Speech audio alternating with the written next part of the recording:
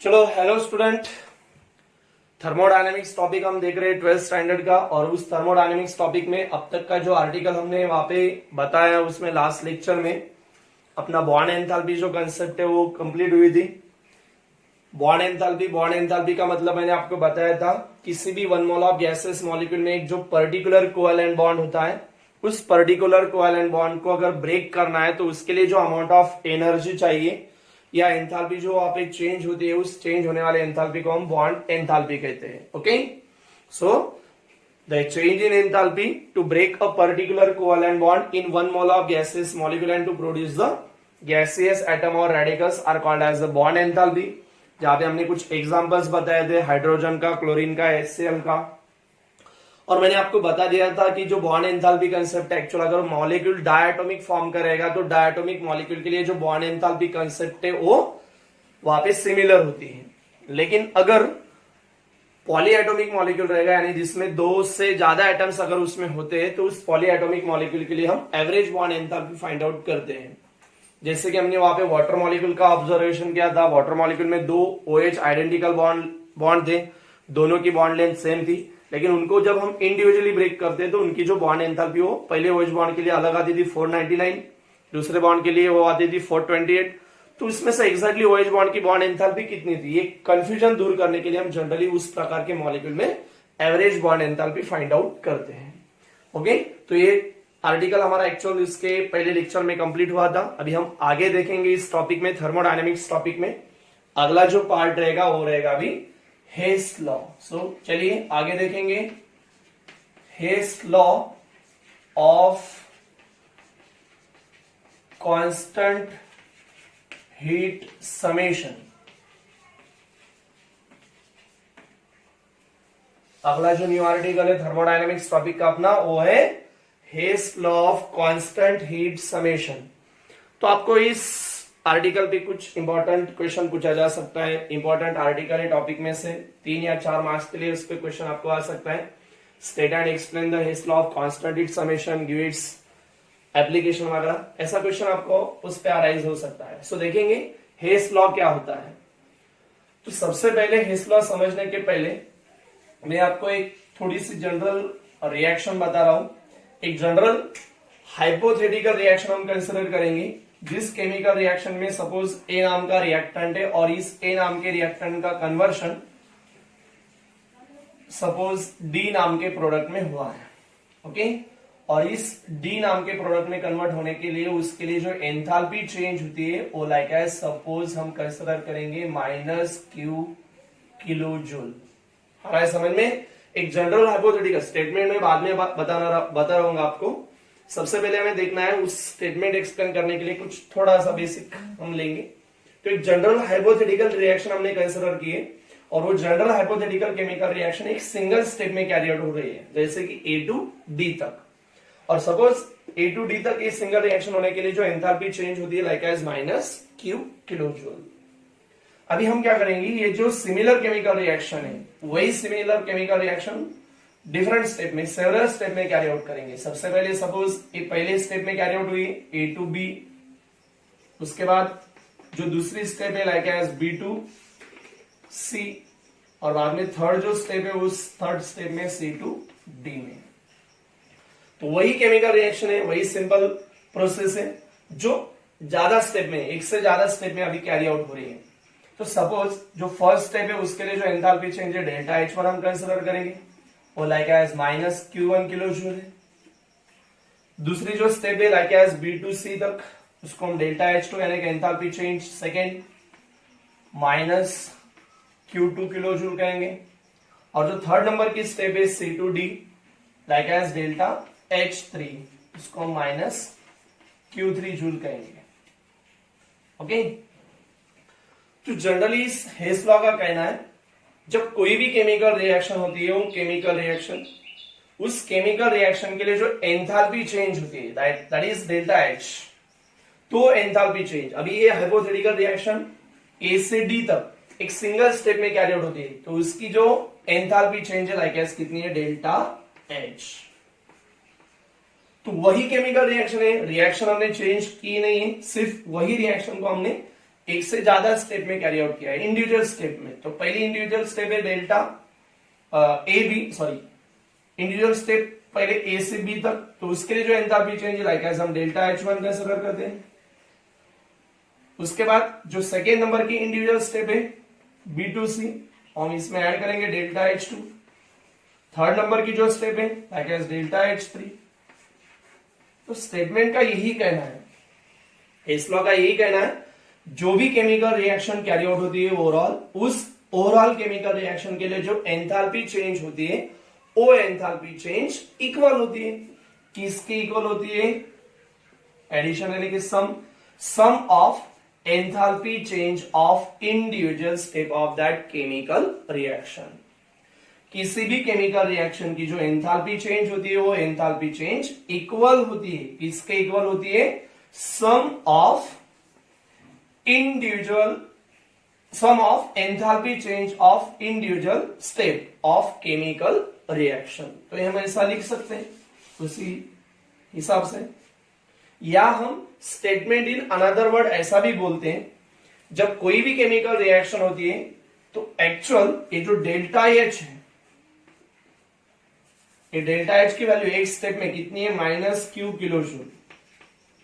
इनकी sum like as -Q1 plus -Q2 plus -Q3, ये -Q kilo joule.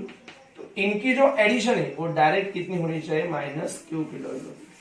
वो equal होती है, ऐसा भी उन्होंने स्टेटमेंट बताया कि जनरली जो भी एंथैल्पी चेंज होती है किसी भी केमिकल रिएक्शन के लिए, वो एंथैल्पी चेंज सेम होती है, इक्वल होती है, चाहे वो रिएक्शन एक सिंगल स्टेप में कैरी आउट हो या तो फिर वही केमिकल रिएक्शन सिंगल स्टेप के अलावा एक से ज्यादा स्टेप में अगर वो कैरी आउट होती है तो। So the enthalpy change for the chemical reaction is same whether the chemical reaction is takes place in a single step और सेवरल नंबर ऑफ स्टेप। समझ में आ रहा है? जो भी केमिकल रिएक्शन वहां पे कैरी आउट होती है, उस केमिकल रिएक्शन के लिए जो एंथैल्पी चेंज होती है वो सेम होती है, इक्वल होती है। ओके, कब इक्वल होती है? जब वो केमिकल रिएक्शन चाहे एक स्टेप में हो या वही केमिकल रिएक्शन अगर एक से ज्यादा स्टेप में हो। ये उसके लिए स्टेटमेंट रहेगा। और अगर थोड़े से अच्छे फॉर्म में जानना हो, एक एग्जांपल हम कंसिडर करेंगे। जैसे कि हम यहाँ पे यूज करते हैं कार्बन। इस कार्बन को हम क्या करेंगे? ऑक्सीजन के साथ बर्न करेंगे, ऑक्सीजन के साथ कंबाइन करेंगे, तो क्या मिलेगा हमें? CO2 carbon dioxide delta H is equal to कितना है यहाँ पे? -395 kilo joule. Okay, delta H कितना है वहां पे? एंथैल्पी चेंज कितनी है? -395 किलो जूल। तो carbon is burn with oxygen to form the carbon dioxide. Carbon dioxide का फॉर्मेशन एक सिंगल स्टेप में कैरी आउट होता है। तो सिंगल स्टेप में कैरी आउट होने के लिए सपोज वहां पे एंथैल्पी चेंज है -395 किलो जूल। अभी हम वही केमिकल रिएक्शन कैरी आउट करें, सबसे पहले हम क्या करेंगे? इस कार्बन को लिमिटेड फॉर्म ऑफ ऑक्सीजन के साथ बर्न करेंगे, 1/2 O2 गैस। देन क्या मिलेगा हमें? पहले सबसे पहले स्टेप में carbon monoxide like as delta H1 पहली स्टेप है, ये -112 किलो जूल। इतनी सारी एंथैल्पी चेंजेस फर्स्ट स्टेप में होती है। ओके, ये 1/2 O2 का मतलब है, 1/2 O2 का मतलब है नेसेंट एक ऑक्सीजन। एक्चुअल ऑक्सीजन O2 के फॉर्म में होता है, उसको नेसेंट फॉर्म में एक्चुअल लिखने की कोई केमिस्ट्री में आदत नहीं, इसलिए हम केमिस्ट्री के फॉर्म में अगर नेसेंट ऑक्सीजन लिखना है तो 1/2 O2 लिखते हैं। 1/2 O2 का मतलब सिंगल ऑक्सीजन एटम। उसके बाद जो कार्बन मोनोऑक्साइड हमें इंटरमीडिएट मिला है पहले स्टेप में, उसको और एक बार हम क्या करेंगे? नेक्स्ट मोल ऑफ ऑक्सीजन के साथ कंबाइन करेंगे, तो यहाँ पे क्या होगा? अभी ये CO और एक ऑक्सीजन यानी कि CO2 मिल जाएगा। सपोज डेल्टा 2H यानी कि डेल्टा H2 इक्वल टू ये एक्चुअल प्रैक्टिकली -283 किलो जूल। इन दोनों स्टेप की अगर हम एडिशन करेंगे तो carbon monoxide get cancel. So carbon half mole plus half mole, actual 1 mole, then to form CO2 gas, carbon dioxide gas, delta H। इन दोनों की सम करनी है, 2 + 3 5, 8 + 1 9, 3 a - sign as it is. तो यहां पे अगर देखेंगे बाय हेस लॉ हमने बताया था delta H is equal to delta H one plus delta H two plus delta H three, जितने स्टेप होंगे उतने हम डेल्टा एच कंसिडर, यहाँ पे अभी दो ही स्टेप में, तो delta H one plus delta H to. तो अगर हम यहाँ पे देखेंगे कार्बन डाइऑक्साइड की जो पहली स्टेप है, एक ही स्टेप में जो एंथैल्पी चेंज हुई है वो प्रैक्टिकली आई 395 किलो जूल, इक्वल टू वही केमिकल रिएक्शन दो अलग अलग स्टेप में हमने कैरी आउट कर दिए। तो पहले स्टेप डेल्टा एच वन के लिए जो डेल्टा एच वन की वैल्यू है वो -112 है, प्लस दूसरे स्टेप के लिए जो दूसरा केमिकल रिएक्शन का स्टेप है उसके लिए एंथैल्पी चेंज की वैल्यू है -283 किलो जूल। तो अगर हम एडिशन करेंगे उसके -395 किलो जूल इक्वल टू, इनकी एडिशन आती है एक्चुअल -395 किलो जूल। जो अपना हेस लॉ था ये यहाँ पे क्या होता है, प्रूव होता है, क्योंकि कार्बन डाइऑक्साइड का फॉर्मेशन सिंगल स्टेप में होता है तो एंथैल्पी चेंज -395 किलो जूल है, और वही कार्बन डाइऑक्साइड का फॉर्मेशन दो स्टेप में हुआ है, यानी कि एक स्टेप से ज्यादा स्टेप में हुआ है, तभी भी उसकी एंथैल्पी चेंज कितनी है, -395। वही तो स्टेटमेंट है कि कोई भी जो केमिकल रिएक्शन होती है वो केमिकल रिएक्शन कैरी आउट करती है तो उसके लिए जो एंथैल्पी चेंज होती है सिंगल स्टेप के लिए, वो सिंगल स्टेप की एंथैल्पी चेंज, और वही सिमिलर केमिकल रिएक्शन अगर सेवरल स्टेप में कैरी आउट होती है तो उसकी एंथैल्पी चेंज कैसी होनी चाहिए और कैसी होती है, इक्वल होती है। ओके, तो ये उसके लिए स्टेटमेंट। अभी यहाँ पे स्टेटमेंट हम बता सकते हैं, तो क्या बताएंगे स्टेटमेंट में, हेस लॉ का स्टेटमेंट क्या बताएंगे, the enthalpy change for a chemical reaction are same, equal होती है, सेम होती है, whether the chemical reaction is takes place in a single step और सेवरल नंबर ऑफ स्टेप। या हम ऐसा भी बता सकते हैं, overall the enthalpy change for the chemical reaction is equal to sum of enthalpy change for the individual steps of chemical reaction। Okay, इसमें से आप कोई भी स्टेटमेंट वहां पे बता सकते हो। उसके बाद उसके आर्टिकल में एक्सप्लेनेशन में हम बता सकते हैं, consider the general hypothetical chemical reaction. Hypothetical reaction हमने कंसिडर किए like as A to D which are carry out into the single step. एक हाइपोथेटिकल केमिकल रिएक्शन है, hypothetical chemical reaction which is takes place in the single step like as A to D, जो रिएक्शन आपके सामने लिखी है। Second point में हम बता सकते हैं कि similar chemical reaction is takes place into the 3 step like as A to B, B to C और बाद में C to D। ये 3 स्टेप में वही रिएक्शन हमने लिखी है। उसके बाद हम बताएंगे then according to Hess law. Hess law के बेस पे अगर हम देखते हैं तो हमने अभी बताया था हेस लॉ का statement, the enthalpy change for a chemical reaction is equal to sum of enthalpy change for the individual steps in chemical reaction. तो यही लिखा हमने उस बेस पे। देयरफॉर एक स्टेप के लिए जो डेल्टा एच थी वो थी -Q kilo joule equal to delta H1 के लिए -Q1, डेल्टा H2 के लिए -Q2, डेल्टा H3 के लिए -Q3, और वो इक्वल रहेगी इसके कारण -Q किलो जूल। इनकी सबकी एडिशन, उनकी सबकी सम कितनी आएगी, -Q किलो जूल। आ रहा है समझ में। उसके बाद हमने इल्यूस्ट्रेशन एग्जांपल बताया। इल्यूस्ट्रेशन में हम बताएंगे सबसे पहले formation of carbon dioxide. Consider the carbon is burn with oxygen और excess of oxygen to form the carbon dioxide in a single step. Single step formation होने के लिए जो एंथैल्पी चेंज हुई वहां पे वो कितनी है, -395 किलो जूल। ओके, उसके बाद दूसरा point, similar chemical reaction is takes place into the 2 step, या carbon is burn with limited oxygen to form the carbon dioxide 2 step, वहां पे 2 स्टेप में लिखना है।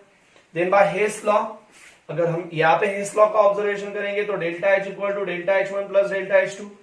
इस एग्जांपल पे देखेंगे तो कार्बन डाइऑक्साइड की जो एंथैल्पी चेंज है फर्स्ट स्टेप में -390 यानी कि सिंगल स्टेप में -395 किलो जूल इक्वल टू वही रिएक्शन 2 स्टेप में हमने कैरी आउट की थी। तो पहली जो स्टेप है डेल्टा H1 -112 किलो जूल और दूसरे स्टेप के लिए -283 किलो जूल। देन ये हमें रिलेशन मिला है। From that it is clear और from that the Hess law is prove. Hess law यहाँ पे इस इक्वेशन से और इस एग्जांपल से प्रूव होता है। एक्चुअल इस जो केमिकल रिएक्शन है और जो हेस लॉ है, उस हेस लॉ को हम ग्राफिकल फॉर्म में रिप्रेजेंट कर सकते हैं। जैसे कि हमने यहाँ पे बताया था, एक सिंगल रिएक्शन है जो ए से लेके डायरेक्ट डी में कैरी आउट होती है, सिंगल स्टेप में ए से लेके डी तक। सो ये फर्स्ट स्टेप, और एक्चुअल सिंगल स्टेप में कैरी आउट होती है, तो उसकी जो एंथैल्पी है लाइक एज डेल्टा एच। अभी जो वही केमिकल रिएक्शन है ए टू डी, ये डायरेक्ट अलग अलग स्टेप में कैरी आउट हो रही है। सबसे पहले ए टू बी में गई हो, है कि नहीं, उसके बाद बी टू लेके सी स्टेप में, और बाद में सी से लेके डी स्टेप में। तो सबसे पहले ए टू बी जो स्टेप थी, उसके लिए enthalpy change like as delta H one. बाद में जो सेकेंड नंबर की स्टेप थी बी से लेके सी तक, उसके लिए जो एंथैल्पी चेंज होती है that is delta H to. और थर्ड स्टेप जो थी उसके लिए डेल्टा एच थ्री। ओके, अभी उसके बाद उसके कुछ एप्लीकेशंस हैं। Application of Hess law. तो एप्लीकेशन के बारे में अगर हम देखते हैं तो एप्लीकेशन में हम बता सकते हैं कि जनरली जो हेस लॉ होता है, उस हेस लॉ का यूज हम करते हैं to calculate the enthalpy change. Enthalpy change calculate करने के लिए जनरली कुछ प्रकार की केमिकल रिएक्शन नेचर में ऐसे होती है जिनकी हम एक्सपेरिमेंटली एंथैल्पी चेंज जो वैल्यू होती है वो फाइंड आउट कर पाते नहीं। तो उस प्रकार की जो केमिकल रिएक्शन होती है उनकी एंथैल्पी चेंज फाइंड आउट करने के लिए इस हेस लॉ का यूज किया जाता है। So Hess law is used to calculate the enthalpy change for a chemical reaction whose enthalpy change do not determined by experimentally. Okay? और हम ऐसा भी बता सकते हैं कि generally it is also used to calculate the enthalpy change for those chemical reaction which are takes place very slowly. Similarly, it is also used to calculate the enthalpy change for the chemical reaction which are takes place into infinite number of steps. Actually slow होंगी। Fourth number, generally it is used to calculate the अलग अलग enthalpy change, हमने इसके पहले के lecture में बताए। It is also used to calculate the enthalpy of formation, enthalpy of combustion, enthalpy of neutralisation and so on. और एक पॉइंट आपको याद रखना है कि it is an algebraic equation. जो ये हेस लॉ का जो इक्वेशन है, it is an ordinary algebraic equation. So it can be multiplied, divide, subtraction, addition वगैरह जो कंसेप्ट है अलजेब्रिक फॉर्म के, वो हम वहां पे अप्लाई कर सकते हैं। अब ये कैसे अप्लाई करेंगे, जब हम न्यूमेरिकल सॉल्व करेंगे इस हेस लॉ के ऊपर, तभी आपको अच्छे से समझ में आएगा। तो कुछ पॉइंट्स आपको एप्लीकेशन फॉर्म में यहाँ पे याद रखने हैं। समझ में आ रहा है? आज का जो आर्टिकल हमने इस टॉपिक में थर्मोडायनेमिक्स के लिए देखा है वो रहेगा थर्मोडायनेमिक्स के टॉपिक में Hess law for constant heat summation. और एक बार मैं आपको रिवाइज कर रहा हूं। सबसे पहले स्टेटमेंट हम बताएंगे। स्टेटमेंट में बताया था the enthalpy change for the chemical reaction are same whether the chemical reaction is takes place in a single step or several number of step। या तो फिर हम ऐसा भी बता सकते हैं overall the enthalpy change for the chemical reaction is equal to sum of enthalpy change for the individual step in a chemical reaction। उसके बाद explanation consider the general hypothetical reaction like as A to D which are takes place in a single step, जो reaction सामने लिखी है। उसके बाद similar chemical reaction which are takes place into the number of step like as A to B, बाद में B to C and C to D। Then according to Hess law, एक step के लिए enthalpy change delta H, then पूरे जो equal रहेगी जितनी सारे स्टेप में वो एंथैल्पी चेंज कैरी आउट होती है उनके सम के इक्वल। सो पहले स्टेप के लिए डेल्टा एच वन प्लस दूसरे स्टेप के लिए delta H two plus delta S. वहां पे हमने वैल्यू पुट कर दी और हमें पता है पूरी जो सम आएगी वो इक्वल रहेगी। सो अभी हमने इक्वल लिख दिया। उसके बाद एग्जांपल हमने बताया carbon dioxide is form is single step, enthalpy change -395 kilojoule.